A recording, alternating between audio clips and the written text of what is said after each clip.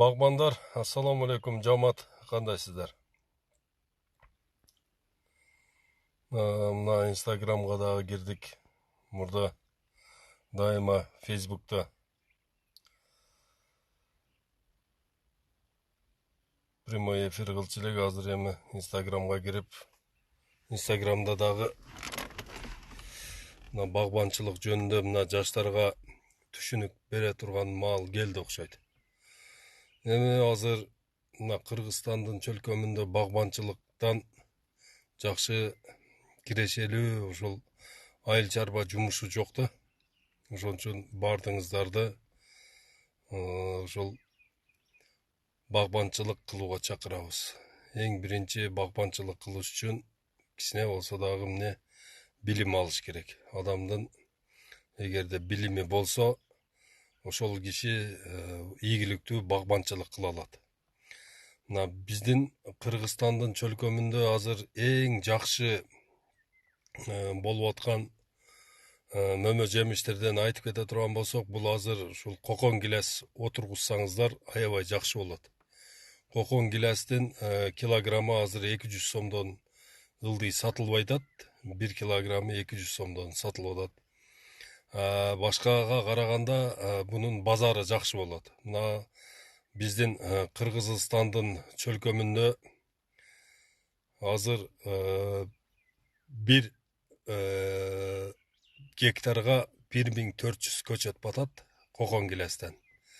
Ошол 1400 көчөттү биз жакшы карай турган болсок, ар биринен 5-жылдан уже толук объемго киргенде 5-жылы уже ар бир эмеден кокон гилестен 40 килограммдан уже түшүм алып турса болот да, полукарлик. Анан кийин уже жогору өсө берет. Азыр мына 1 гектарга 1 ошол арпа айдай турган болсок, 1 гектарга анын кирешеси көп болсо 20 000 сом, 25 000 сом болот да. Одан ашпайт. Ошол эле жерге 1 гектарга биз эме отургуза турган болсок, кокон гилес отургуза турган болсок, анын кирешеси аябай көп болот. Эми минимальный эле эсептегенде $10,000 жогору болот. $10,000 акча менен ошол бир 30 000 акчаны экөөнү салыштырып болбойт да. Бир эле жолу отургузулат бул кокон гилес. Калган маалда эмне азыгын берип, чиканкасын кылып, обрезкасын кылып, жакшына карап турсаңыздар, акырын ошол эме кылса боло берет. Анан мында азыр багбандар биримдиги. Ассаламу алейкум аке. Ва алейкум ассалам. Алмаматов, сиз оштосузбу дейт. Ооба, мен оштомун, Алмаматов. Туугандар, кандай бир ушул багбанчылык боюнча кандайдыр бир суроолор болсо бериңиздер, жазыңыздар түбүнө. Колуман келишинче жооп беремин. Азыр эфирде эми баштадык. Эфир эми башталды. Эфирде эми азыркы бардык мына Кыргызстандын чөлкөмүндөгү эң жакшы багбанчылык кылып аткан кишилер жөнүндө айтып кете турган болсок, мына көбүнчө эле мына биздин түштүгүбүздө аябай жакшы развиваться этип атат да мына багбанчылык. Мына 1 эле гектар жерден 30 000, 40 000 доллардан киреше алган кишилер пайда болду азыр бизде. Неме боюнча ушул Орто Азия боюнча, анан ошол эле деги эле ушул мына Россия, Казакстан бардык эле базарда биздин мөмө жемиштерибиз аябай бааланат. Биздин мөмө жемиштерде жакшы мөмө жемиш жок да. Биринчиден биздикинин эң жакшы эмеси биринчиден ошол таза органика болуп бышат көп нерсе. Анан экинчи дагы эмеси, свойствосы биздики аябай даамдуу болот. Биздин топурагыбызда бардык минералдар, бардык ошол эмеге мөмө жемишке керектүү эмелердин бардыгы бар. Махмудов, ва алейкум ассалам.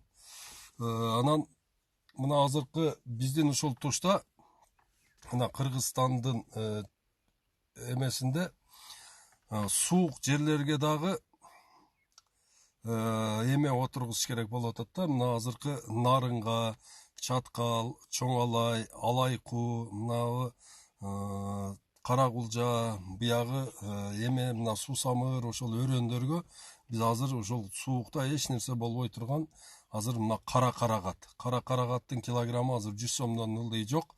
Анан кийин бул жакшы переработкага дагы жакшы түшөт да. Мына ушундай биздин географический, климатический биздин өзгөчөлүктөрүбүздү толук пайдаланышыбыз керек. Махмудов Ош областынын Араван районуна кокон гиляс отургузуш керек. Кокон гиляс мынабы лейлектен баштап туруп мынабу немеге чейин, Баткенге чейин, Баткенден берагына чейин баягы бурум бар го, лакандын буруму, ошого чейин азыр абрикос. Жакшы фаралия, Анжелино, ошо неме, фаралия, анан кийин ананасовый шалах. Эки түр өрүк өстүрүш керек. Анан одон берагына мынау немеге чейин, отсадырга чейин полностью кокон гиляс кылыш керек. Кокон гиляс, жакшы кокон гиляс отургузуш керек. Бизде азыр кокон гиляс бардык Кыргызстандын жерлерине боло турган жакшы көчөттөр келген. Ошого аракет кылыңыздар, туугандар. Биздин эң биринчи эмебиз баягы преимуществобуз Кытайда кокон гиляс жакшы өспөйт экен. Ошодон биз пайдаланышыбыз керек да. Кытай мамлекети азыр дүйнө жүзүнөн бардык жерлеринен эме алып келет да. Кокон гиляс экспорт кылат. Ошо кокон гиляс экспорт кылганда биз дагы ошол базарда биз дагы болуп калышыбыз керек да. Ошон үчүн туугандар азыр мүмкүн болушунча азыр аракет кылып бир пост жазсаңыздар дагы ошо Facebookка дагы Одноклассникке, ушул Instagramга жазсаңыздар питомник жөнүндө жазгыла. Мына биздин бийлик төбөлдөр угуш керек бизди. Бизге азыр сөзсүз түрдө питомник керек. Бир эле Араван району азыр менен 10 миллион кокон гиляс көчөт сурап атат да. 10 миллион кокон гиляс көчөт бул деген 40 миллион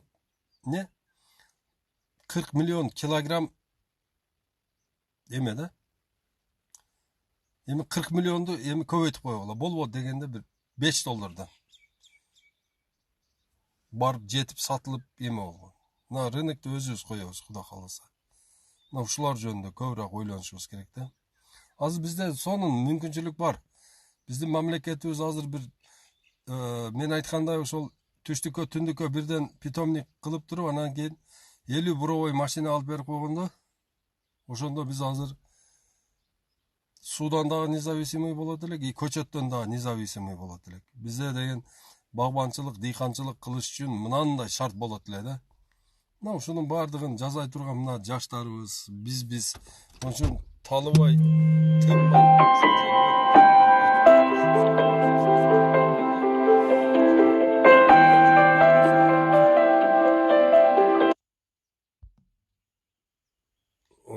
Туугандар, сообщение отправить этип койду. Суроолор болсо бериңиздер, туугандар.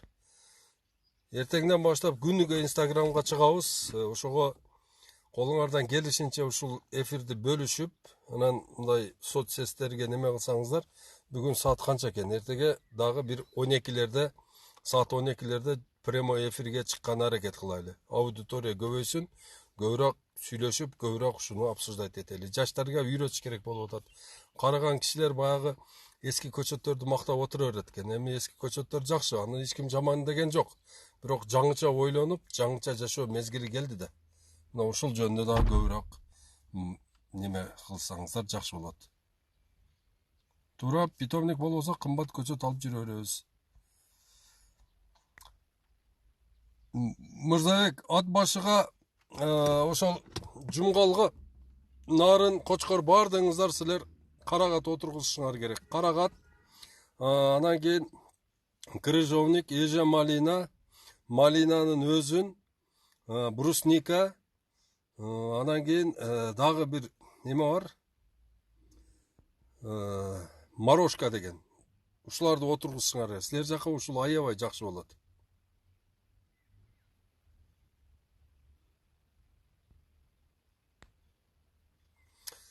Махмудов, бизде мына немеде келди, сатылып кетти да, бир машина кокон гиляс келди эле Турциядан, поликарлик.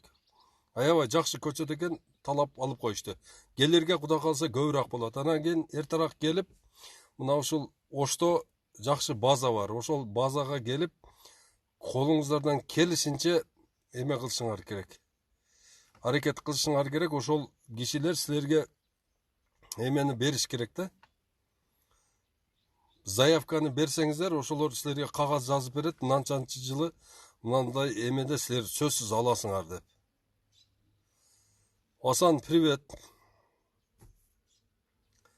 Суроолор болсо бергиле туугандар. Эми питомникти кандай кылабыз? Питомникке ушул 5 миллион доллар ажыратып бере турган болсо, биринчи түндүккө курулат.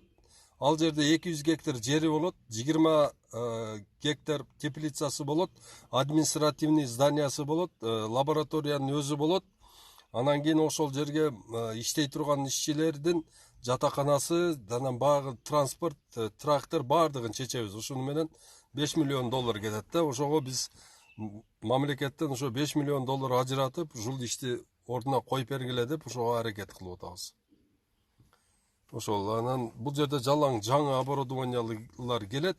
Баягы эски оборудование, бир да оборудование колдонбойбуз. Жалаң эң акыркы үлгүдөгү инвентро лабораториянын оборудованиясы менен иштейбиз. Анан ошого биз Турциядан дагы бир немеден Россиядан окуган балдарды даярдап койгонбуз. Кудай кааласа ошол иш башталып кетсе, алар келип ошол жерге бизге кургандан баштап бизге жардам берет, иштешет. Эң биринчи эле ушул бизди мына Кыргызстанды агро бизнес кылыш үчүн бизде сөзсүз түрдө ушул өзүбүздүн питомник болуш керек. Питомник болбосо биз көрүнгөндө сурап жүрө беребиз. Кудай кааласа эртеге саат 12-де болот прямой эфир. Эртең прямой эфир саат 12-де Борбор Азия Багбандар биримдигинин жетекчиси Абдулла Ташиевич прямой эфир кылат деп личкаңарга бөлүшүп, жазып, жакшына реклама кылып койгула. Эртеге бир аз көбүрөөк аудитория, анан кийин дагы бир аз көбүрөөк аудитория. Анан суроолорду даярдаңыздар. Эртеге Кудай кааласа мен ошол аракет кыламын, ушул силердин суроолоруңардын баардыгына так жана туура жооп бергенге аракет кыламын. Суроолорду заранее личкама жазып койсоңуздар, мен ошого даярданып да коёмун. Ал да жакшы болот. Себеби дегенде баягы прямой эфирде бирөөсү эсиңе келсе, бирөөсү эсиңе келбей калат да. Ошого Инстаграмды дагы багынтырайлы. Инстаграмда дагы иштебесек болбой калды. Себеби дегенде баардык эле жаштар Инстаграмда экен. Баягы 1-2 миллион подписчик болбосо дагы бир хотя бир 4-5 миң подписчик менен аракет кылып турсак, Кудай кааласа жыйынтык болот иншалла. Анан мына туугандар, мына сөл жан багыш боюнча колуңуздардан келишинче сөл жан багыш боюнча информация керек болсо аны жазыңыздар. Менин ошол өзүмүн жакшы каналдарым бар. Өзүмүн немелерим, Telegram группаларым, ошого кириңиздер туугандар. Ошо мына ушул эмеде Борбор Азия Багбандар биримдиги деген эмем бар, группам бар. Анан экинчи группамда мен ал жерде элдердин баардыгына сөл жан бакканды үйрөтөмүн. Сөл жан бакканды үйрөнгүлө. Мына ушул эки группага Telegram скачать этип кириңиздер туугандар. Эртеге саат 12-де эфир болот.